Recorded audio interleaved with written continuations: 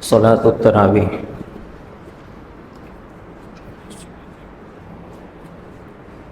الله أكبر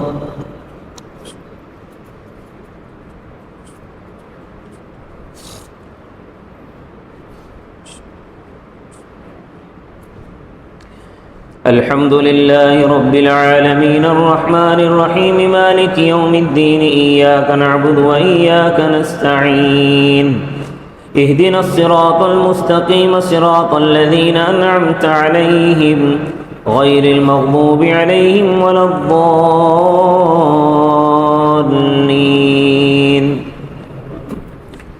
وإلى عاد أخاهم هودا قال يا قوم اعبدوا الله ما لكم من إله غيره إن أنتم إلا مفترون يا قوم لا أسألكم عليه أجرا إن أجري إلا على الذي فطرني أفلا تعقلون ويا قوم استغفروا ربكم ثم توبوا إليه يرسل السماء عليكم مدرارا ويزدكم قوة إلى قوتكم ولا تتولوا مجرمين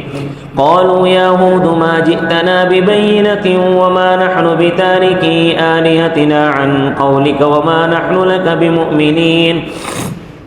إن نقول إلا اعتراك بعض آلهتنا بسوء قال إني أشهد الله واشهدوا أني بريء مما تشركون من دونه فكيدوني جميعا ثم لا تنظرون إني توكلت على الله ربي وربكم ما من دابة إلا هو آخذ بناصيتها إن ربي على كل شيء حفيظ ولما جاء أمرنا نجينا هودا والذين آمنوا معه برحمة منا ونجيناهم من عذاب غليظ وتلك عاد جحدوا بآيات ربهم وعصوا رسله واتبعوا أمر كل جبار عنيد وأتبعوا في هذه الدنيا لعنة ويوم القيامة ألا إن عادا كفروا ربهم ألا بعدا لعاد قوم هود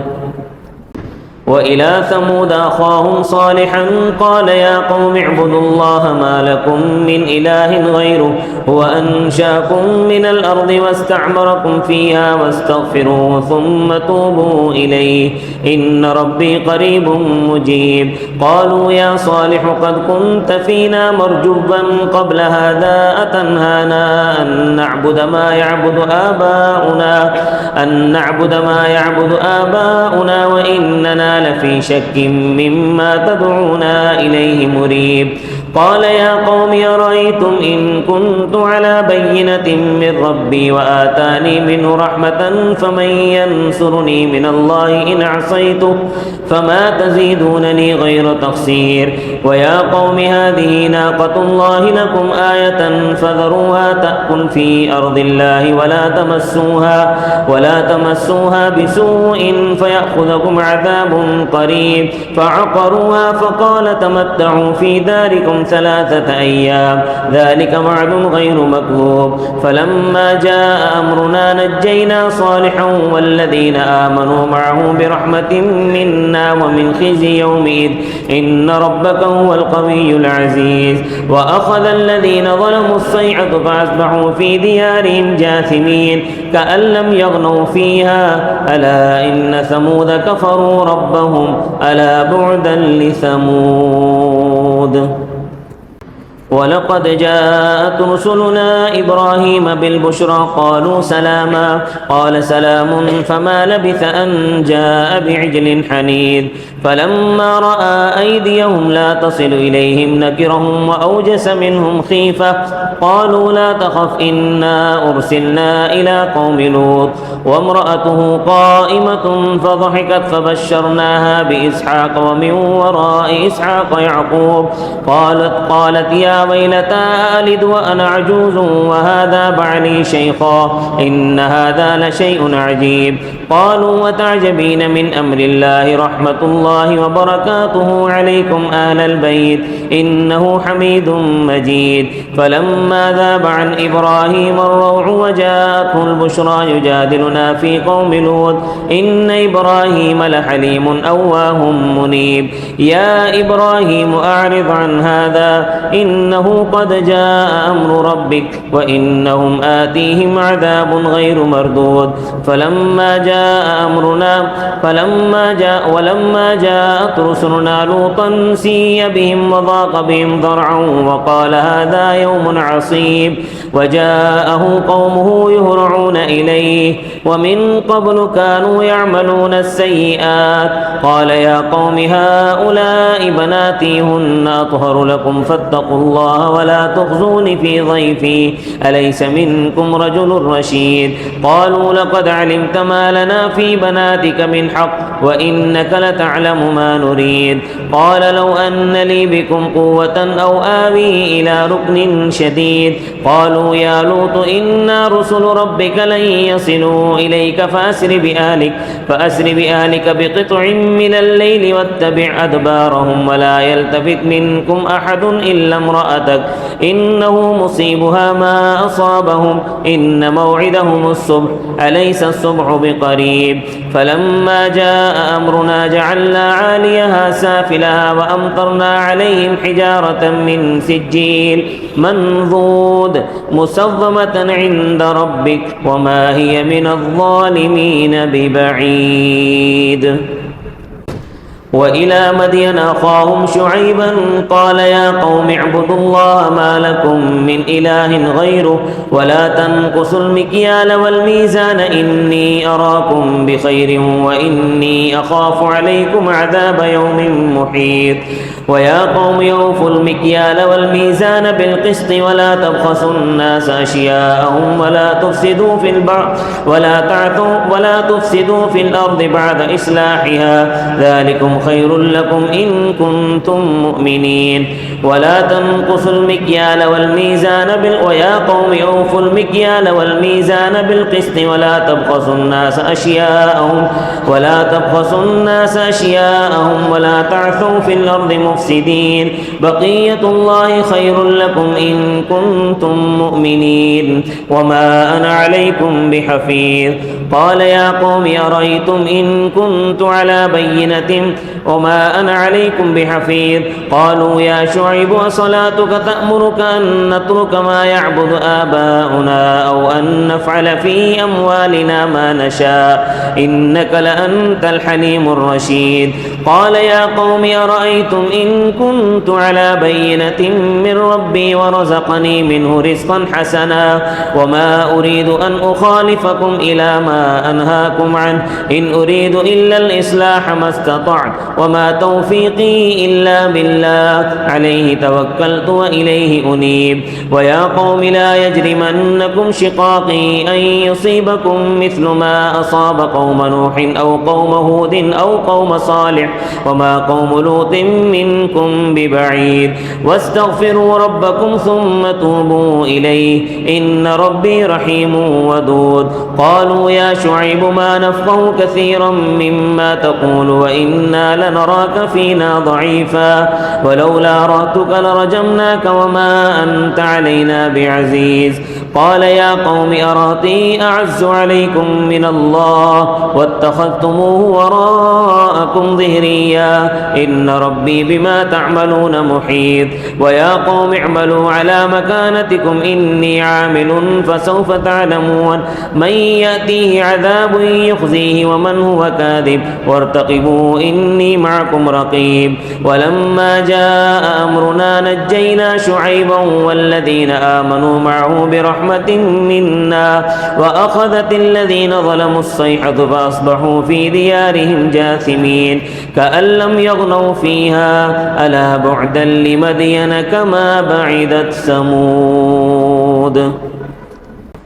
ولقد أرسلنا موسى بآياتنا وسلطان مبين إلى فرعون وملئه فاتبعوا أمر فرعون وما أمر فرعون برشيد يقدم قومه يوم القيامة فأوردهم النار بئس الورد المورود وأتبعوا في هذه لعنة ويوم القيامة بئس الرفد المرفود ذلك من أنباء القرى نقصه عليك منها قائم وحصيد وما ظلمناهم ولكن ظلموا أنفسهم فما أغنت عنهم آلهتهم التي يدعون من دون الله من شيء لما جاء أمر ربك فما زادوهم غير تتبيب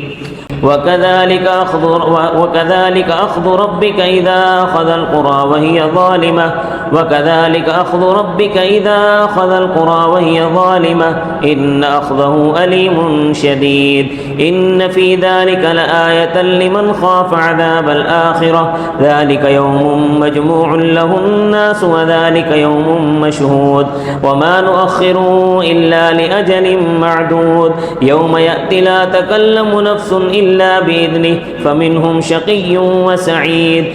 فأما الذين شقوا ففي النار لهم فيها زفير وشهيق خالدين فيها ما دامت السماوات والأرض إلا ما شاء ربك إن ربك فعال لما يريد وأما الذين سعدوا ففي الجنة خالدين فيها ما دامت السماوات والأرض إلا ما شاء ربك عطاء غير مجزوز فلا تك في مرية مما يعبد هؤلاء ما يعبدون إلا كما يعبد آباؤهم من قبل وإنا لموفوهم نصيبهم غير منقوص ولقد آتينا موسى الكتاب فاختلف فيه ولولا كلمة سبقت من ربك لقضي بينهم وإنهم لفي شك منه مريب وإن كلا لما ليوفينهم ربك أعمالهم إنه بما يعملون خبير فاستقم كما أمرت ومن تاب معك ولا تطغوا إنه بما تعملون بصير ولا تركنوا إلى الذين ظلموا فتمسكم النار وما لكم من دون الله من أولياء ثم لا تنصرون وأقم الصلاة طرفي النهار وزلفا من الليل إن الحسنات يذهبن السيئات ذلك ذكرى للذاكرين واصبر فإن الله لا يضيع أجر المحسنين فلولا كان من القرون من قبلكم أولو بقية ينهون عن الفساد في الأرض إلا قليلا ممن أنجينا منهم واتبع الذين ظلموا ما أترفوا فيه وكانوا مجرمين وما كان ربك ليهلك القرى بظلم وأهلها مصلحون ولو شاء ربك لجعل الناس أمة واحدة ولا يزالون مختلفين إلا من رحم ربك ولذلك خلقهم وتمت كلمة ربك لأملأن جهنم من الجنة والناس أجمعين وكلا نقص عليك من أنباء الرسل ما نثبت به فؤادك وجاءك في هذه الحق وموعظة وذكرى للمؤمنين وقل للذين لا يؤمنون اعملوا على مكانتكم إنا عاملون وانتظروا إنا منتظرون ولله غيب السماوات والأرض وإليه يرجع الأمر كله فاعبده وتوكل عليه وما ربك بغافل عما تعملون ألف لام را تلك آيات الكتاب المبين إنا أنزلناه قرآنا عربيا لعلكم تعقلون نحن نقص عليك أحسن القصص بما أوحينا إليك هذا القرآن وإن كنت من قبله لمن الغافلين إذ قال يوسف لأبيه يا أبت إني رأيت 11 كوكبا والشمس والقمر رأيتهم لي ساجدين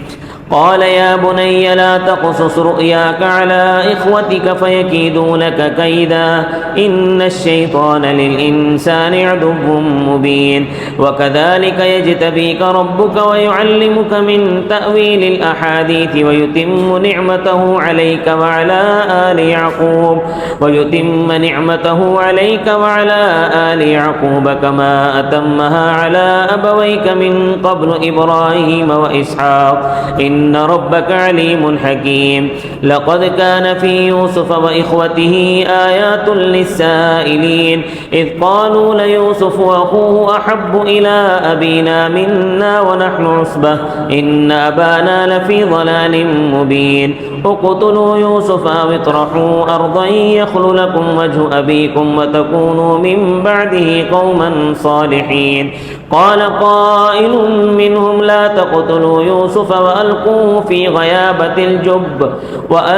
في غيابة الجب يلتقطه بعض السيارة إن كنتم فاعلين قالوا يا أبانا ما لك لا تأمنا على يوسف وإنا له لناصحون أرسله معنا غدا يرتع ويلعب وإنا له لحافظون قال إني ليحزنني أن تذهبوا به وأخاف أن يأكله الذئب وأنتم عنه غافلون قالوا لئن أكله الذئب ونحن عصبة إنا إذا لخاسرون فلما ذهبوا به وأجمعوا أن يجعلوه في غيابة الجب وأوحينا إليه لتنبئنهم بأمرهم هذا وهم لا يشعرون وجاءوا أباهم عشاء يبكون قالوا يا أبانا إنا ذهبنا نستبق وتركنا يوسف عند متاعنا فأكله الذئب وما أنت بمؤمن لنا ولو كنا صادقين وجاءوا على قميصه بدم كذب قال بل سولت لكم أنفسكم أمرا فصبر جميل والله المستعان على ما تصفون وجاءت سيارة فأرسلوا واردهم فأدلى دلوه قال يا بشرى هذا غلام وأسروه بضاعة والله عليم بما يعملون وشروه بثمن بخس دراهم معدودة وكانوا فيه من الزاهدين وقال الذي اشتراه من مصر لامرأته أكرمي مثواه عسى أن ينفعنا أو نتخذه ولدا وكذلك مكنا ليوسف في الأرض ولنعلمه من تأويل الأحاديث والله غالب على أمره ولكن أكثر الناس لا يعلمون ولما بلغ أشده آتيناه حكما وعلما وكذلك نجزي المحسنين وراودته التي هو في بيتها عن نفسه وغلقت الأبواب وقالت هيت لك قال معاذ الله إنه ربي أحسن مثواي إنه لا يفلح الظالمون ولقد همت به وهم بها لولا أن رأى برهان ربه كذلك لنصرف عنه السوء والفحشاء إنه من عبادنا المخلصين واستبق الباب وقدت قميصه من دبر وألف يا سيدها لدى الباب قالت ما جزاء من أراد بأهلك سوءا إلا أن يسجن أو عذاب أليم قال هي راودتني عن نفسي وشهد شاهد من أهلها إن كان قميصه قد من قبل فصدقت وهو من الكاذبين وإن كان قميصه قد من دبر فكذبت وهو من الصادقين فلما رأى قميصه قد من دبر قال إنه من كيدكن إن كيدكن عظيم يوسف أعرض عن هذا واستغفري لذنبك إنك كنت من الخاطئين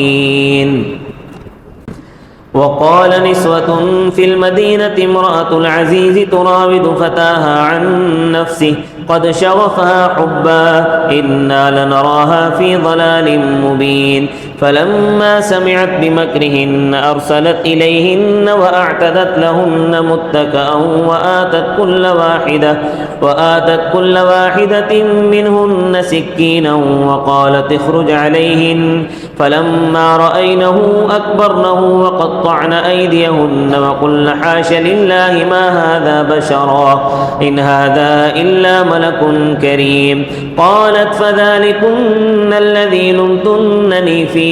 ولقد راودته عن نفسه فاستعصم ولئن لم يفعل ما آمره ليسجنن وليكون من الصاغرين قال رب السجن أحب إلي مما يدعونني إليه وإلا تصرف عني كيدهن أصب إليهن وأكن من الجاهلين فاستجاب له ربه فصرف عنه كيدهن إنه هو السميع العليم ثم بدا لهم من بعد ما رأوا الآيات ليسجننه حتى حين ودخل معه السجن فتيان قال أحدهما إني أراني أعصر خمرا وقال الآخر إني أراني أحمل فوق رأسي خبزا تأكل الطير منه نبئنا بتأويله إنا نراك من المحسنين قال معاذ الله إنا نراك من المحسنين قال لا يأتيكما طعام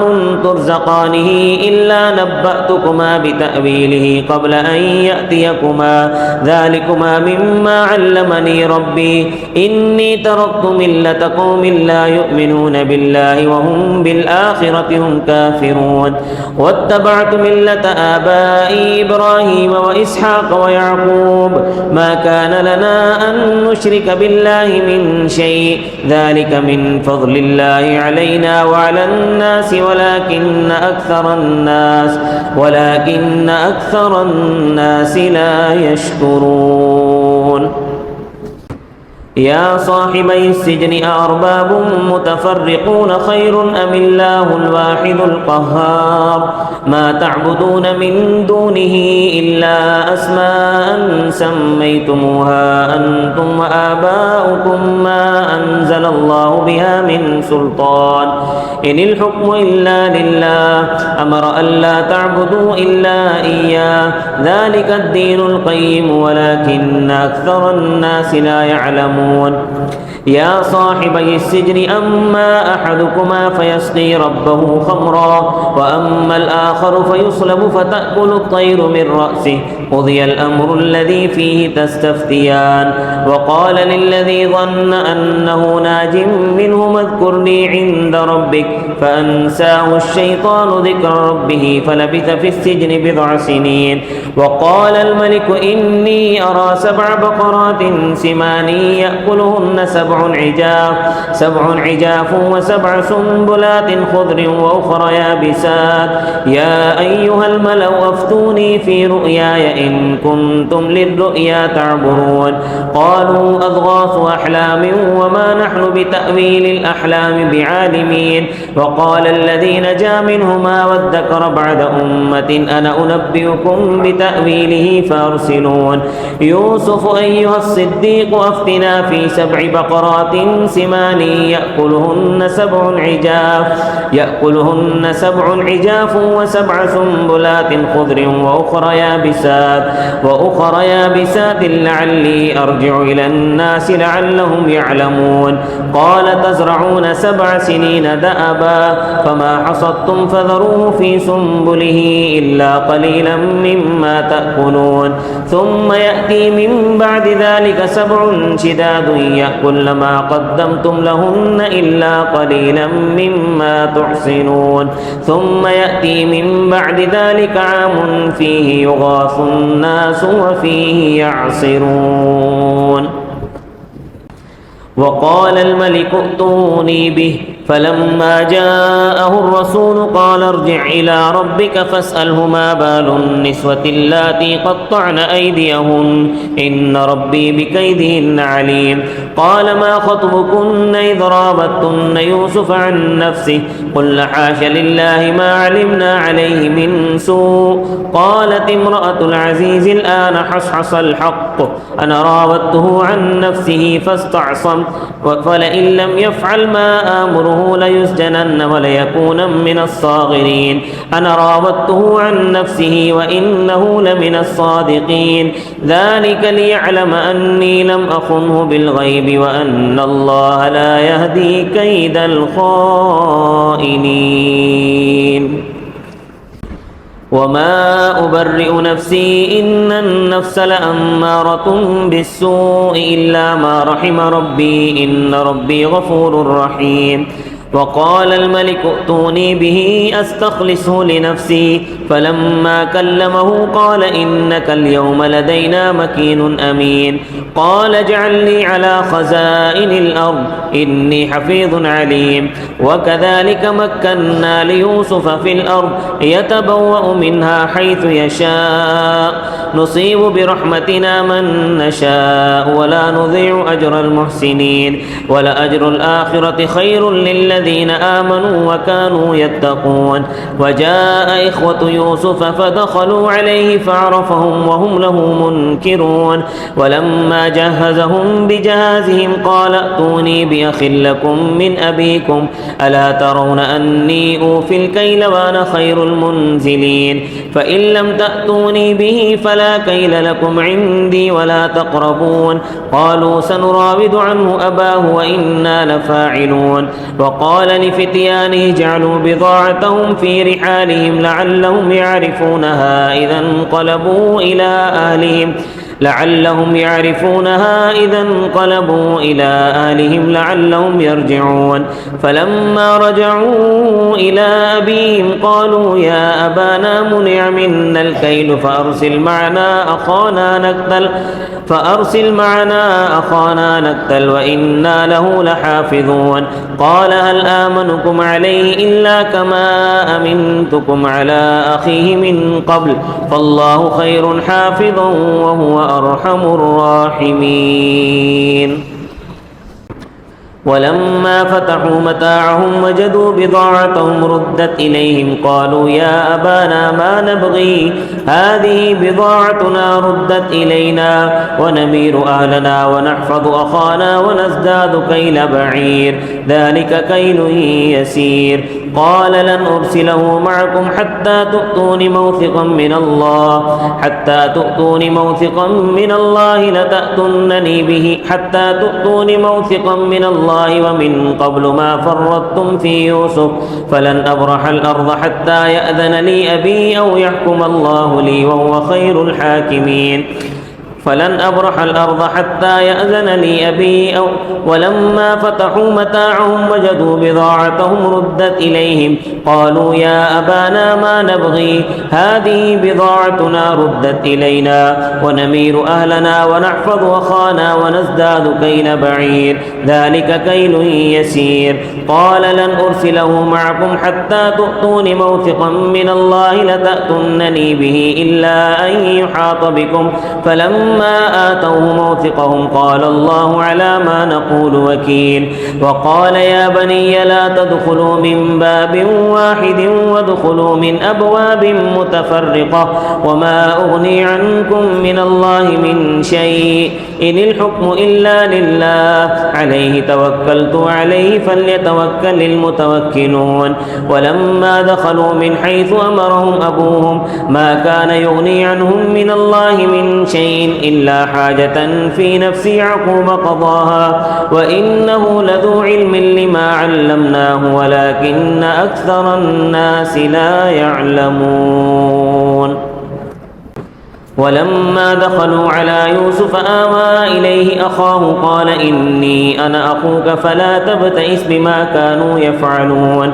فلما جهزهم بجهازهم جعل السقاية في رحل أخيه ثم أذن مؤذن أيتها العير إنكم لسارقون قالوا وأقبلوا عليهم ماذا تفقدون قالوا نفقد صواع الملك ولمن جاء به حمل بعير وأنا به زعيم قالوا تالله لقد علمتم ما جئنا لنفسد في الأرض وما كنا سارقين قالوا فما جزاؤه إن كنتم كاذبين قالوا جزاؤه من وجد في رحله فهو جزاؤه كذلك نجزي الظالمين فبدأ بأوعيتهم قبل وعاء أخيه ثم استخرجها من وعاء أخيه كذلك كدنا ليوسف ما كان ليأخذ أخاه في دين الملك إلا أن يشاء الله نرفع درجات من نشاء وفوق كل ذي علم عليم قالوا إن يسرق فقد سرق أخ له من قبل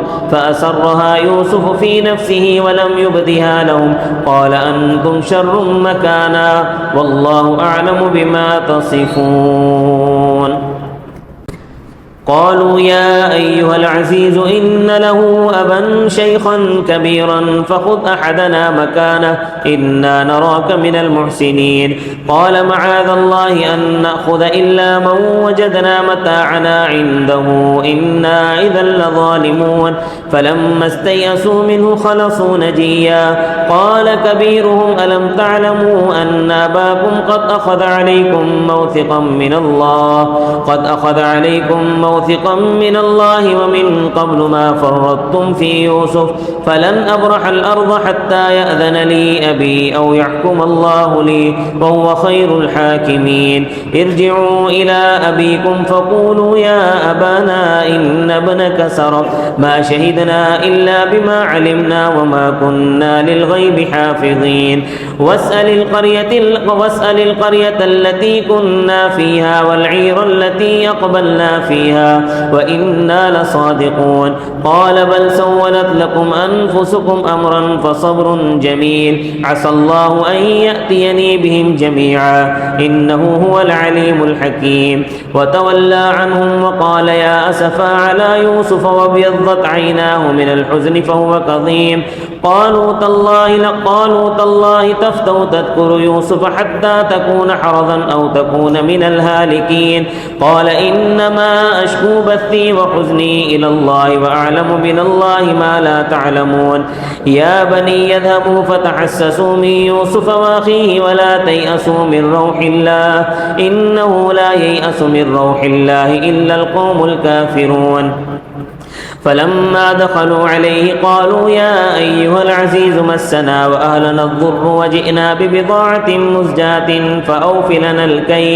فأوف لنا الكيل وتصدق علينا إن الله يجزي المتصدقين قال هل علمتم ما فعلتم بيوسف وأخيه إذ أنتم جاهلون قالوا أئنك لأنت يوسف قال أنا يوسف وهذا أخي قد من الله علينا إنه من يتق ويصبر فإن الله لا يضيع أجر المحسنين قالوا تالله لقد آثرك الله علينا وإن كنا لخاطئين قال لا تثريب عليكم اليوم يغفر الله لكم وهو أرحم الراحمين اذهبوا بقميصي هذا فألقوه على وجه أبي يأت بصيرا وأتوني بأهلكم أجمعين ولما فصلت العير قال أبوهم إني لأجد ريح يوسف لولا أن تفندون قالوا تالله إنك لفي ضلالك القديم فلما أن جاء البشير ألقاه على وجهه فارتد بصيرا قال ألم أقل لكم إني أعلم من الله ما لا تعلمون قالوا يا أبانا استغفر لنا ذنوبنا إنا كنا خاطئين قال سوف أستغفر لكم ربي إنه هو الغفور الرحيم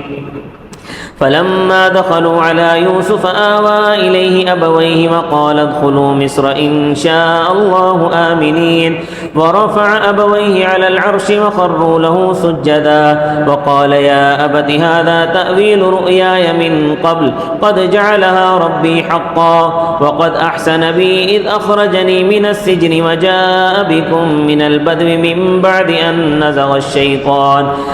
نزغ الشيطان بيني وبين إخوتي إن ربي لطيف لما يشاء إنه هو العليم الحكيم رب قد آتيتني من الملك وعلمتني من تأويل الأحاديث فاطر السماوات والأرض أنت وليي في الدنيا والآخرة توفني مسلما وألحقني بالصالحين ذلك من أنباء الغيب نوحيه إليك وما كنت لديهم إذ أجمعوا أمرهم وهم يمكرون وما أكثر الناس ولو حرصت بمؤمنين وما تسألهم عليه من أجر إن هو إلا ذكر للعالمين وكأي من آية في السماوات والأرض يمرون عليها وهم عنها معرضون وما يؤمن أكثرهم بالله إلا وهم مشركون أفأمنوا أن تأتيهم غاشية من عذاب الله أو تأتيهم الساعة بغتة وهم لا يشعرون قل هذه سبيلي أدعو إلى الله على بصيرة أنا ومن اتبعني وسبحان الله وما أنا من المشركين وما أرسلنا من قبلك من رسول إلا نوحي إليه وما أرسلنا من قبلك إلا رجالا نوحي إليهم من أهل القرى أفلم يسيروا في الأرض فينظروا كيف كان عاقبة الذين من قبلهم ولدار الآخرة خير للذين اتقوا أفلا تعقلون حتى إذا استيأس الرسل وظنوا أنهم قد كذبوا جاءهم نصرنا فنجي من نشاء ولا يرد بأسنا عن القوم المجرمين لقد كان في قصصهم عبرة لأولي الألباب ما كان حديثا يفترى ولكن تصديق الذي بين يديه وتفصيل كل شيء وهدى ورحمة لقوم يؤمنون ألف لام ميم را تلك آيات الكتاب والذي أنزل إليك من ربك الحق ولكن أكثر الناس لا يؤمنون الله الذي رفع السماوات بغير عمد ترونها ثم استوى على العرش وسخر الشمس والقمر كل يجري لأجل مسمى يدبر الأمر يفصل الآيات لعلكم بلقاء ربكم توقنون وهو الذي مد الأرض وجعل فيها رواسي وأنهارا ومن كل الثمرات جعل فيها زوجين اثنين يغشي الليل النهار إن في ذلك لآيات لقوم يتفكرون وفي الأرض قطع متجاورات وجنات من أعناب وزرع ونخيل صنوان وغير صنوان يسقى بماء واحد ونفضل بعضها على بعض في الأكل إن في ذلك لآيات لقوم يعقلون وإن تعجب فاعجب قولهم أإذا كنا ترابا أإنا لفي خلق جديد أولئك الذين كفروا بربهم وأولئك الأغلال في أعناقهم وأولئك أصحاب النار هم فيها خالدون ويستعجلونك بالسيئة قبل الحسنة وقد خلت من قبلهم المثلات وإن ربك لذو مغفرة للناس على ظلمهم وإن ربك لشديد العقاب ويقول الذين كفروا لولا أنزل عليه آية من ربه قل إن الله يضل من يشاء ويهدي إليه من أناب الذين آمنوا وتطمئن قلوبهم بذكر الله ألا بذكر الله تطمئن القلوب الذين آمنوا وعملوا الصالحات طوبى لهم وحسن مآب كذلك أرسلناك في أمة قد خلت من قبلها ليتلو عليهم الذي أوحينا إليك وهم يكفرون بالرحمن قل هو ربي لا إله إلا هو عليه توكلت وإليه متاب ويستعجلونك بالسيئة قبل الحسنة وقد خلت من قبلهم المثلات وإن ربك لذو مغفرة للناس على ظلمهم وإن ربك لشديد العقاب ويقول الذين كفروا لولا أنزل عليه آية من ربه إنما أنت منذر ولكل قوم هاد الله يعلم ما تحمل كل أنثى وما تغيض الأرحام وما تزداد وكل شيء عنده بمقدار عالم الغيب والشهادة الكبير المتعال سواء منكم من أسر القول ومن جهر به ومن هو مستخف بالليل وسارب بالنهار له معقبات من بين يديه ومن خلفه يحفظونه من أمر الله إن الله لا يغير ما بقوم حتى يغيروا ما بأنفسهم وإذا أراد الله بقوم سوءا فلا مرد له وما لهم من دونه من وال هو الذي يريكم البرق خوفا وطمعا وينشئ السحاب الثقال ويسبح الرعد بحمده والملائكة من خيفته ويرسل الصواعق فيصيب بها من يشاء وهم يجادلون في الله وهو شديد المحال له دعوة الحق والذين يدعون من دونه لا يستجيبون لهم بشيء إلا كباسط كفيه إلى الماء ليبلغ فاه وما هو ببالغه وما دعاء الكافرين إلا في ضلال ولله يسجد من في السماوات ومن في الأرض طوعا وكرها وظلالهم بالغدو والآصال قل من رب السماوات والأرض قل الله قل أفاتخذتم من دونه أولياء لا يملكون لأنفسهم نفعا ولا ضرا قل هل يستوي الأعمى والبصير أم هل تستوي الظلمات والنور قل هل يستوي الأعمى والبصير أم هل تستوي الظلمات والنور أم جعلوا لله شركاء خلقوا كخلقه فتشابه الخلق عليهم قل الله خالق كل شيء وهو الواحد القهار أنزل من السماء ماء فسالت أودية بقدرها فاحتمل السيل زبدا رابيا ومما يوقدون عليه في النار ابتغاء حلية أو متاع زبد مثله كذلك يضرب الله الحق والباطل فأما الزبد فيذهب جفاء وأما ما ينفع الناس فيمكث في الأرض كذلك يضرب الله الأمثال للذين استجابوا لربهم الحسنى والذين لم يستجيبوا له لو أن لهم ما في الأرض جميعا ومثله معه لافتدوا به من سوء العذاب يوم القيامة أولئك لهم سوء الحساب ومأواهم جهنم وبئس المهاد الله أكبر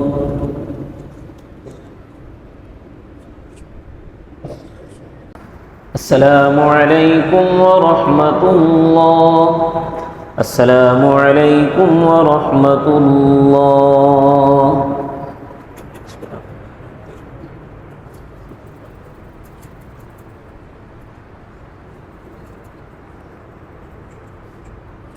الحمد لله رب العالمين والصلاة والسلام على سيد المرسلين اللهم أنت السلام ومنك السلام تباركت يا ذا الجلال والإكرام ربنا ظلمنا أنفسنا وإن لم تغفر لنا وترحمنا لنكونن من الخاسرين ربنا تقبل منا إنك أنت السميع العليم وتب علينا إنك أنت التواب الرحيم وصلى الله تعالى على خير خلقه محمد وعلى آله وأصحابه أجمعين برحمتك يا أرحم الراحمين صلاة الوتر